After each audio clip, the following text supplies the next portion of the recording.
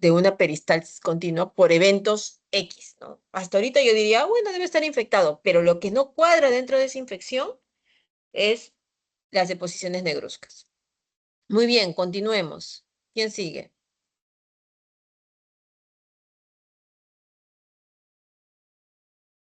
Doctora, ¿puedo continuar yo? Sí, continúa. Ok.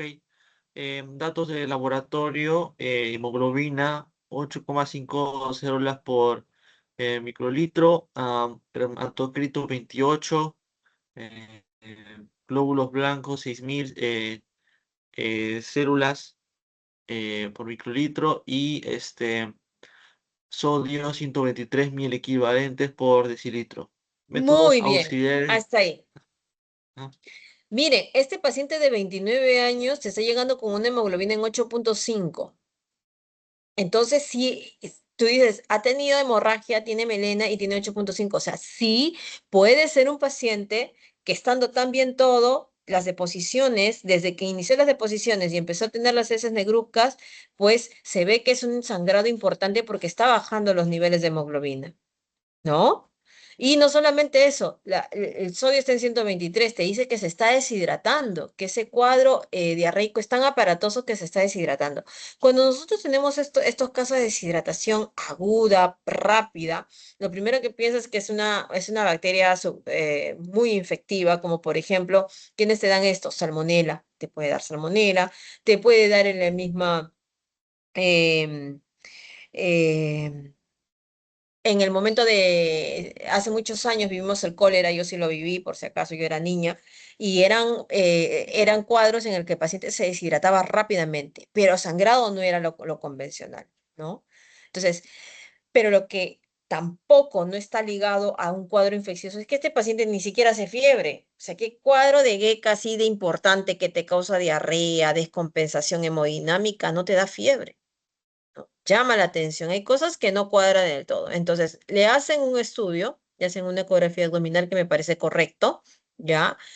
En el que aparentemente no encuentran nada. Finalmente, le hacen una endoscopía alta y estoy segura que muchos de ustedes cuando estén en el Serum o donde les toque estar, pues de primera intención no van a poder mandar una endoscopia digestiva alta, pero este paciente sí tenía indicación de una endoscopia digestiva alta. ¿Por qué? Porque había evidencia clínica de sangrado digestivo, no solamente por lo que se veía de las deposiciones o lo que refería el paciente a las deposiciones, sino también por el nivel de hemoglobina. Entonces, cuando le hacen la endoscopia digestiva alta, normal, pero cuando le hacen la colonoscopía, a nivel del ilion se encuentra una lesión tumoral de aproximadamente 10 por 10 centímetros, a 5 centímetros de la válvula iliocecal, ulcerada, con un patrón mucoso irregular y distorsión de la misma con vascularización. Entonces, nuevamente, o sea, este caso me sigue sorprendiendo y es por eso que lo coloco. Es un paciente que te viene agudamente, 29 años te dice, sin antecedentes patológicos, que de un momento a otro viene haciendo deposiciones frecuentes, frecuentes, frecuentes, que llegan a la descompensación, inclusive hemodinámica, y hay sangrado. Y encuentran una tumoración de 10 centímetros. O sea, ¿qué tumoración de 10 centímetros está ahí tranquila y de un momento a otro se descontrola y empieza a sangrar? Porque había un proceso de crecimiento, en teoría. ¿Cómo es que este tumor ha estado ahí tan tranquilo tanto tiempo y que algo descompensó a este paciente, que al parecer no sabemos si es infeccioso, hasta ahorita ni siquiera hace fiebre? Llama la atención. Entonces, cuando encuentran esa lesión tumoral, obviamente este paciente tiene que es intervenido, hacen la resección, una hemicolectomía derecha con iliocolon anastomosis, hacen la resección del tumor y, oh sorpresa, en la imagen o en la histopatología sale un patrón, células aglomeradas en un patrón de crecimiento ignidos a nivel intestinal. Y esa va a ser la característica histopatológica de este tipo de tumor. Entonces, los tumores carcinoides son neoplasias de bajo crecimiento. ¿Qué significa de bajo crecimiento? Que van a crecer, al contrario, rápido, muy lento, la mayoría de ellos. ¿ya? ¿Y de dónde va a provenir esta célula, estos tumores? Van a provenir de las células neuroendocrinas de Kulchinsky, doctora, ¿qué es eso? Acuérdense que debe ser que en anatomía, fisiología, inclusive bioquímica, porque yo hasta ahorita, yo siempre me acordé de estas células cuando las volví a ver que en mi residencia, porque me acuerdo que en bioquímica hablamos de las sustancias de los neurotransmisores a nivel intestinal y que los culpables de estos neurotransmisores, que cuando uno tiene diarrea o cuando está nervioso, le da ganas por ir al baño, me pasa a mí, por ejemplo, ¿ya? ¿Quiénes tienen esa acción? ¿Por qué pasa eso en el sistema digestivo? Porque tenemos las células neuroendocrinas, que son las de Kulchinsky, las culpables de estos movimientos, ¿no? Entonces, de ese origen celular es que van a venir este tipo de tumores. ¿Ya? Es por eso que van a tener desde un comportamiento de bajo crecimiento hasta un comportamiento agresivo en algunos casos, cuando ya tienen muchas alteraciones citopatológicas. El 75% de estos tumores se van a ubicar a nivel gastrointestinal, en alguna porción del intestino, del estómago, o sea, a nivel gastrointestinal es todo el tubo digestivo, ¿no? La principal ubicación dentro del sistema gastrointestinal, hasta el 45% se van a ubicar en el intestino delgado y hasta en el 20% en el recto. Entonces, no les sorprenda que pregunte de examen, localización principal de un tumor neuroendocrino es a nivel intestinal. Y no cualquier intestino, el intestino delgado. Seguido del pulmón, también podemos tener células neuroendocrinas a nivel del pulmón, del bronquio, sino como uno secreta, tose, tiene secreciones, ¿no? Raramente el hígado, vamos a encontrar ahí tumores. Páncreas también puede tener su neuroendocrino y o las gónadas inclusive. Hasta el 45% de estas se van a presentar, como ya les dije, en el intestino delgado. Y la porción intestinal privilegiada o que más afecta este tipo de tumores es a nivel del ilio, ¿no? Entonces, cuando yo tenga tumores a nivel del ilio, pensar que puede ser una tumoración, puede ser un linfoma, puede ser un adenocarcinoma y también puede ser un tumor neuroendocrino, que no son tan frecuentes, pero entra dentro del arsenal de diagnóstico diferencial. Ahora, la presentación clínica de estos tumores neuroendocrinos es básicamente en la adultez y en la adultez mayor. La mediana de edad al momento de la presentación suele ser de 65 a 66 años. La mayoría se diagnostican en edad avanzada de la vida, ¿ya? Principalmente afecta a varones y en caucásicos. ¿Ya? Como les dije, la mayor parte tiene un curso indolente. ¿Qué significa indolente? Que avanza lento, ¿no? Crece, avanza lento, con una sobrevida global a 5 años que fluctúa entre el 52 y 77%. Esto es un montón, porque si yo tuviera un carcinoma intestinal, la sobrevida a 5 años es menos del 50%. Pero este tipo de tumores tiene buenas tasas de sobrevida si tiene un comportamiento indolente. Ahora, ¿qué es lo especial de este tipo de tumores? Es que se va a asociar al síndrome carcinoide. Doctora, ¿todo tumor carcinoide tiene síndrome carcinoide? No, pero un porcentaje significativo de ellos, ¿ok? Hasta el 80% de los tumores carcinoides a nivel intestinal van a desarrollar el síndrome carcinoide. El 80%, o sea, va a haber un 20% que no va a desarrollar cuando estos se ubiquen a nivel intestinal. Y suele ser queja, o sea, el síndrome carcinoide puede ser la queja del paciente. Tal vez el tumor nunca se dio cuenta y está creciendo lento, lento, no le da problemas. Pero si se manifiesta como un síndrome carcinoide, ¿ok? Sí le va a dar problemas. Este síndrome carcinoide puede dar molestias hasta en el 10 al 17% y puede ser motivo de que estos pacientes pues busquen un apoyo, una ayuda médica. ¿Ya? Entonces, los síntomas y signos generados principalmente por el síndrome carcinoide van a ser los que devienen del bronquio o de la metástasis del hígado. Doctora, ¿el intestino también puede dar? También puede dar. Pero cuando los tumores carcinoides se ubican en estas estructuras son bien sintomáticos, ¿no? Ahora, ¿cuáles son los síntomas eh, que presenta un síndrome carcinoide? La diarrea, el flashing cutáneo, las sibilancias, cuando está a nivel bronquial, ¿no? ubicado principalmente. Eh, ¿Qué va a precipitar un síndrome carcinoide? No es que el paciente está constantemente con sintomatología. Cuando la presenta sí va a estar bien afectado, ¿no?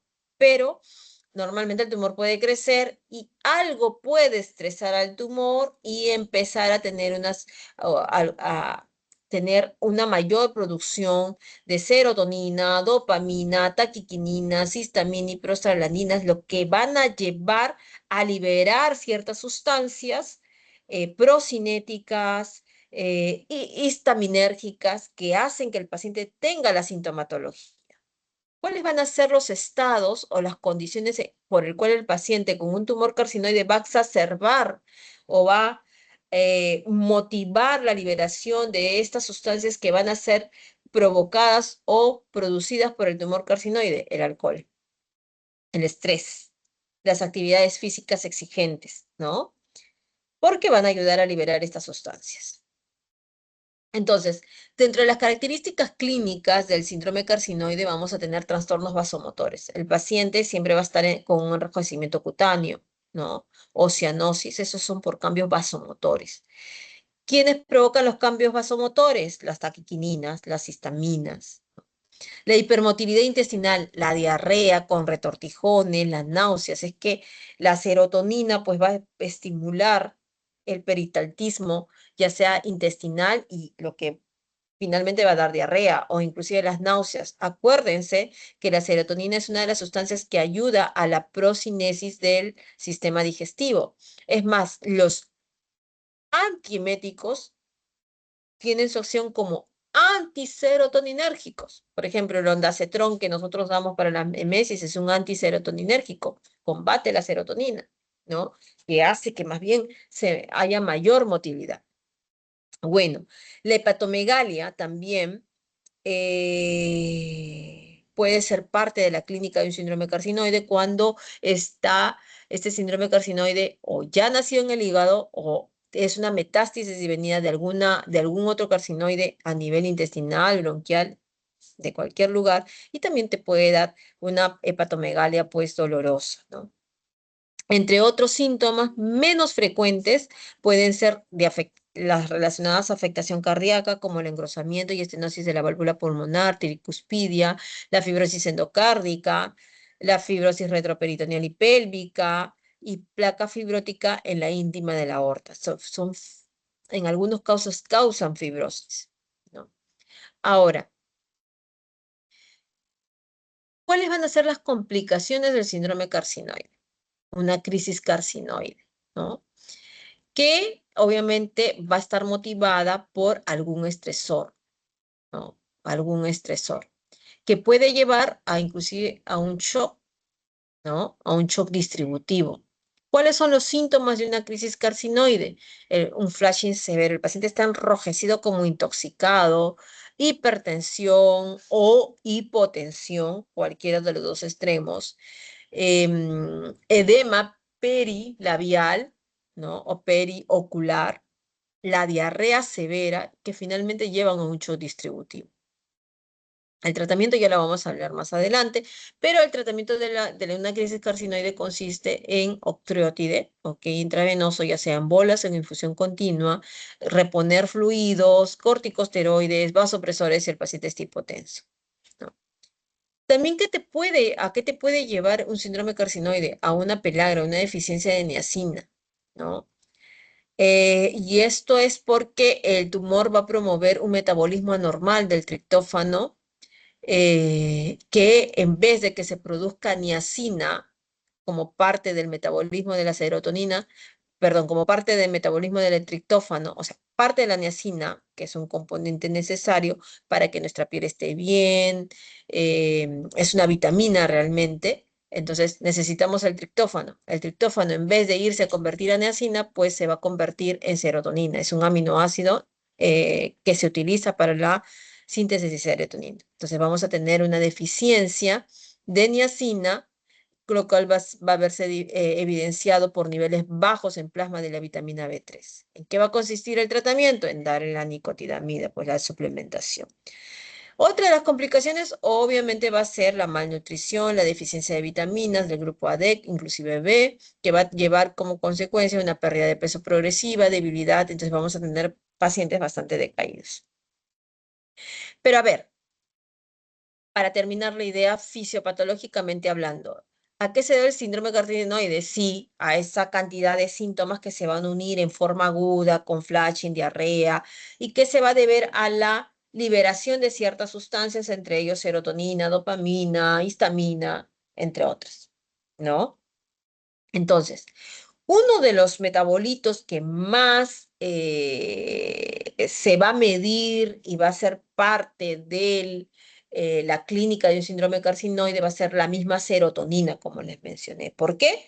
¿Dónde se ubica más el tumor carcinoide? A nivel del intestino. Por lo tanto, las células del intestino, estas células de Kuczynski producen o sintetizan la serotonina. Pero ¿a partir de qué sintetizan la serotonina? Del triptófano.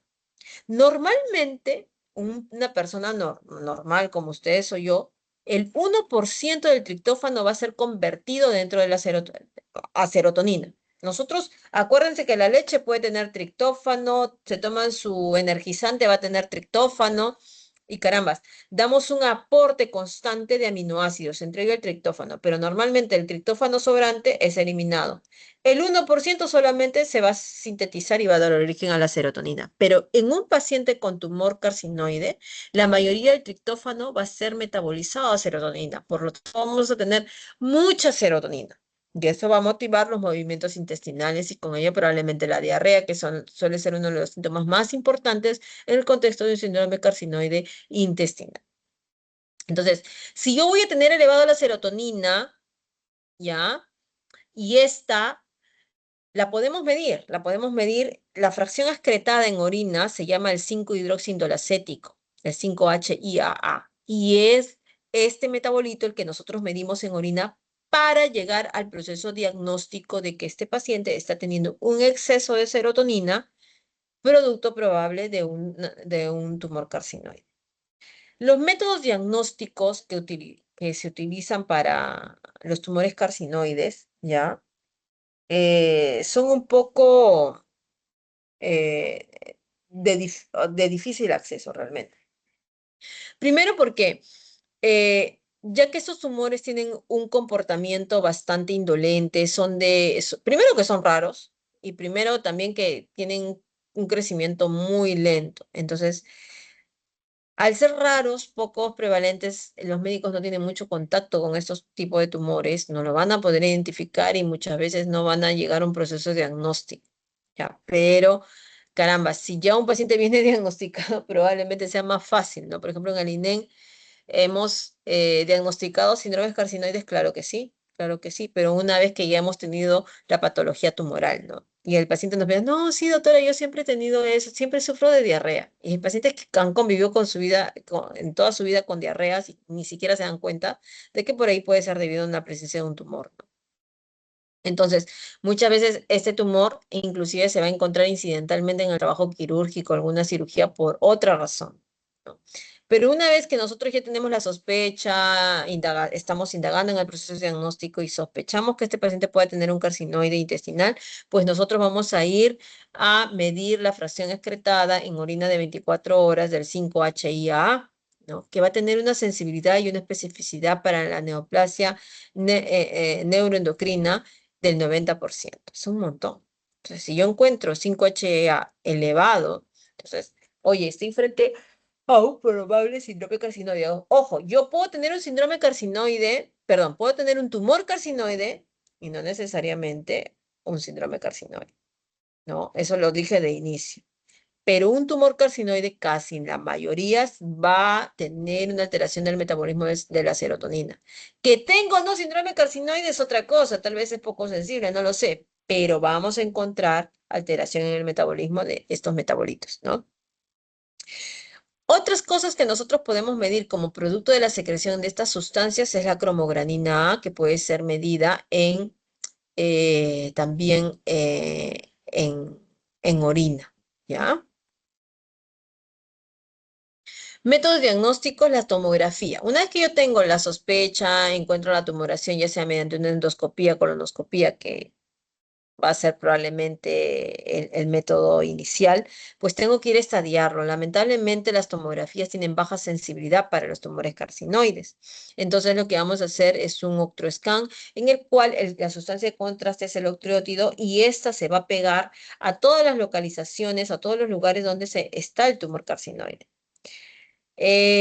Otra prueba, otra imagen viene a ser la tomografía por emisión de positrones o el PET-CT, que va a incrementar la sensibilidad para detectar este incremento de metabolismo a nivel de la región abdominal, ¿no? La sensibilidad diagnóstica del octroscan en pacientes asintomáticos, ¿ya?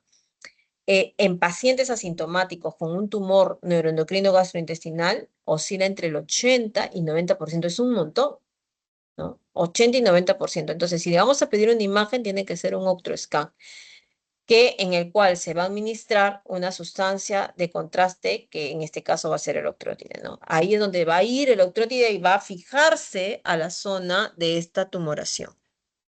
Ahora, la histopatología es imprescindible para clasificar este tipo de tumor. Ya les dije que van a venir de las células de Kulczycki, que son las células enterocromafines que se ubican a nivel intestinal. ¿Y dónde están estas células de Kulczycki? ¿No? Estas células de Kulczycki vienen de la cresta neural, ¿ok? Que están ubicadas en las criptas del Ibercum. Ya, por eso tenemos que repasar anatomía, el intestino, pero creo que ustedes están bien ubicados. El tumor neuroendocrino histopatológicamente tenemos que dividirlo en 3 grados, porque eso nos va a dar o va a dar una correlación con la parte clínica. El grado 1 es un tumor que va a crecer lento, obviamente el 2 es un grado intermedio y el 3 es un alto grado, o sea, son tumores que crecen muy rápido. Pero no solamente lo voy a correlacionar con ellos, sino que también tengo que ver el índice mitótico, en cuánto se está dividiendo esa célula, ¿no? El compromiso, la invasión a ciertos órganos, que haya angioinvasión, que haya presencia de vasos en la parte tumoral y el índice proliferativo, el Ki-67. Si tiene un Ki-67, un índice proliferativo alto, este paciente no solamente tiene un tumor carcinoide, sino tiene un tumor neuroendocrino de alto grado y por lo tanto el manejo es diferente. Entonces, ya yendo al manejo, ¿no? El objetivo del tumor neuroendocrino del tracto gastrointestinal es lograr el control de los síntomas, porque la mayoría de estos, hasta el 80%, como les mencioné, va a tener algún síndrome carcinoide, ¿no? Entonces tenemos que controlar los síntomas, tenemos que controlar el crecimiento del tumor y el control bioquímico, obviamente, necesitamos disminuir los niveles de serotonina, ¿no? Entonces, dentro del manejo puede estar la cirugía, puedo sacar el tumor. Si es que es localizado, podemos sacar el tumor. También podemos sacar la metástasis cuando es una enfermedad metastásica, pero esto siempre consensuado porque muchas veces sacar una lesión metastásica puede implicar el daño del órgano y no asegurar también que esté sacando toda la enfermedad, ¿no? O sea, eso tiene que ser validado multidisciplinariamente. Si la ubicación de la metástasis es a nivel hepático, donde les gusta estar en los tumores carcinoides, también una alternativa es la embolización de la arteria hepática. La quimioterapia sistémica es otra alternativa cuando son tumores de grado alto, o sea, que se replican rápido, ahí va la quimioterapia. Y por último, la cirugía paliativa. Si yo no tengo nada que hacer, puedo hacer un bypass, ¿no? Un bypass intestinal. Entonces, eso para enfermedad localizada, principalmente la cirugía. Carambas, es una enfermedad intestinal diseminada, no lo puedo operar inclusive, ¿no? Es irresecable. Entonces, el tratamiento aconsejable de acuerdo a guías es el uso de análogos de somatostatina, que son la primera línea de tratamiento en pacientes que estén con un tumor carcinoide sintomático, ¿ya? Por un lado, podemos tener al octreotide y al anatrotide, que han mostrado ser altamente efectivos en controlar los síntomas del carcinoide intestinal. Y es que es el tratamiento hoy por hoy más utilizado. Actualmente tenemos ya preparación de octreotide de depósito, ya que está indicado administrarlo mensualmente. ¿Y por qué es importante que ustedes sepan esto? Porque alguna vez yo he aplicado octreotide, que es caro, Y el tratamiento es en infusión continua. Entonces tienes que tener al paciente hospitalizado y muchas cosas más. Los costos se encarecen de la atención. Y bueno, una alternativa es aplicarlo en inyecciones intramusculares. Han sido bien tolerados, pueden causar ciertas náuseas, ciertos gasecitos, pero bueno, son bien tolerados, ¿no? Tanto el octreotide y la anatrótide van a inducir la mejora de los síntomas hasta en un 70% de los pacientes y una respuesta bioquímica de hasta el 50%. Entonces, esa es una buena alternativa de tratamiento. ¿Qué pasa cuando el paciente no te responde a octreotide? O sea, que sigue con las diarreas, sigue con la sintomatología, el tumor sigue creciendo. Entonces, carambas, lo que tenemos que hacer son inhibidores del mTOR tipo everolimus que actualmente están aprobados como segunda línea, ¿no? En aquellos pacientes que tienen síntomas progresivos a pesar del uso de octreotide o la natriótide. Y otra alternativa es el interferón, sin embargo, esto todavía con evidencia muy limitada. Entonces, doctores, hasta acá hemos llegado. Quiero saber si tienen alguna pregunta. Preguntas.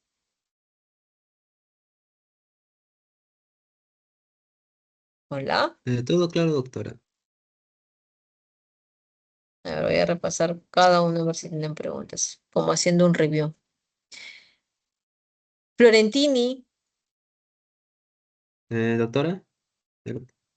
¿alguna pregunta? Eh, no, doctora, por mi parte yo sí entendí la clase. Suárez, Colanda, doctora. ¿Qué tal? Buenas tardes. Colana, pero, perdón. Castillón, Doctora presente. No tengo ninguna. Guayanca, No, doctora, sí me ha quedado claro. Quispe, Buenas tardes, doctora. Sí, todo claro por mi parte. Rec de la Cruz, Buenas tardes, doctora. Todo claro, doctora. Gracias por la exposición. Osco, Doctora, buenas tardes. También me quedó clara la exposición. Arboleda, Todo claro, doctora. Muchas gracias por la exposición. Medina,